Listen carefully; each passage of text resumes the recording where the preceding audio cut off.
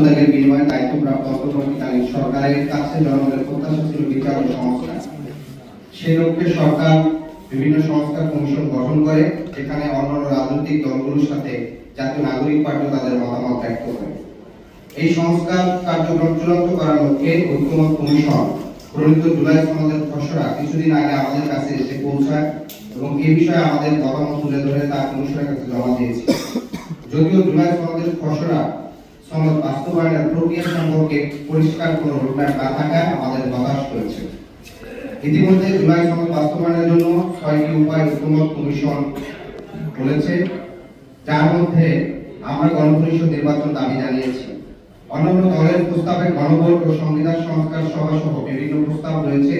কোন প্রক্রিয়ায় বাস্তবায়ন করা হবে তার সাথে নির্বাচনী প্রস্তুতির সম্পর্ক রয়েছে। এই আলোচনা চলাকালীন মাননীয় প্রধান উপদেষ্টা একপাক্ষিকভাবে নির্বাচনের সময় ঘোষণা আমাদের হতবাক করলেও বৃহত্তর স্বার্থে আমরা তা মেনে নিয়েছিলাম। প্রধান উপদেষ্টার পক্ষ থেকে ঘোষণা দেওয়া হয়েছিল 2026 সালের পবিত্র রমজান মাসের পূর্বে আগের সপ্তাহে নির্বাচন আয়োজন করা যেতে পারে। দুটি শর্ত সাপেক্ষে প্রধান উপদেষ্টা এই ঘোষণা দিয়েছিলেন। তিনি বলেছিলেন পর্যাপ্ত বিচার এবং সংস্কারের অগ্রগতি।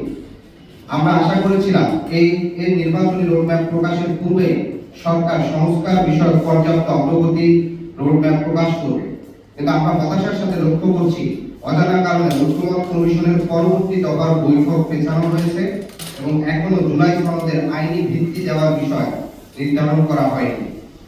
জুলাই সনদ চূড়ান্ত না করে এবং জুলাই সনদ বাস্তবায়নের প্রক্রিয়া নিয়ে কোনো সিদ্ধান্তে উপনীত না হয়ে নির্বাচনের রোডম্যাপ ঘোষণা ঐক্যমত কমিশন এবং অন্তর্বর্তীকালীন সরকারের প্রতিশ্রুতি ভঙ্গের শামিল। আমরা মনে করি ফ্যাসিবাদী ব্যবস্থা থেকে রাষ্ট্রের গণতান্ত্রিক রূপান্তরের জন্য নির্বাচন আয়োজন প্রয়োজন। আমরা কোনোভাবে নির্বাচন বিরোধী নয়। সেদিক থেকে রোডম্যাপ ঘোষণাকে ইতিবাচক, তবে যত দ্রুত জুলাই সনদের আইনি ভিত্তি হবে তত দ্রুত নির্বাচনের দিকে যাওয়া যাবে। সনদ বাস্তবায়নের প্রক্রিয়া চূড়ান্ত না করে নির্বাচনের প্রস্তুতি গ্রহণ ভবিষ্যতে সংকট তৈরি করতে পারে, যার দায় সরকারকে নিতে হবে। আমাদের লিখিত বক্তব্য এটুকুই ছিল। তবে পাশাপাশি আমরা বলতে চাই, আপনারা দেখেছেন যে গত 8ই আগস্ট জাতীয় ঐক্যমত কমিশনের সহসভাপতি আলী রিয়াজ তিনি বলেছিলেন জুলাই সনদ বাস্তবায়নের রূপরেখা নিয়ে রাজনৈতিক দলগুলোর কাছ থেকে মতামত দিবেন। সেক্ষেত্রে বিভিন্ন দল মতামত দিয়েছিল। আমরা বলেছিলাম জুলাই সনদের আইনি ভিত্তির জন্য গণপরিষদের মাধ্যমে নতুন সংবিধান প্রণয়ন করতে হবে। একই সাথে অন্যান্য রাজনৈতিক দলগুলো জুলাই সনদের আইনি ভিত্তির জন্য গণভোটের কথা এবং কেন্দ্রীয় সংবিধান সভা নির্বাচনের কথা বলেছিলেন।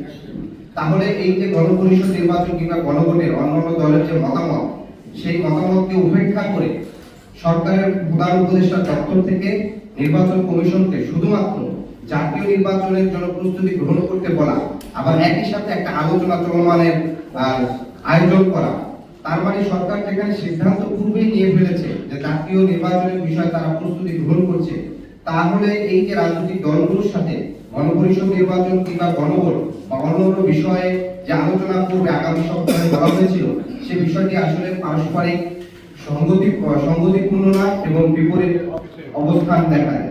ফলশ্রুতিতে আমরা মনে করি ঐক্যমত কমিশন জুলাই সনদ বাস্তবায়নের বিষয় আমাদের জাতীয় নাগরিক পার্টি থেকে আমরা বলেছিলাম আইনি ভিত্তি হিসাবে গণভোট এবং জুলাই সনদের পূর্ণাঙ্গ সাংবিধানিক ভিত্তির জন্য গণপরিষদ নির্বাচনের আয়োজন করে এটি একটি নতুন সংবিধানের দিকে বাংলাদেশের সমাধানের জন্য এগিয়ে যেতে হবে। আজকে যারা উপস্থিত হয়েছে আমাদের জুলাই সনদের বিষয়ে আমাদের অবস্থান এবং একই সাথে ইসি যে নির্বাচনের রোডম্যাপ ঘোষণা করছে সে বিষয়ে আমাদের এই বক্তব্য।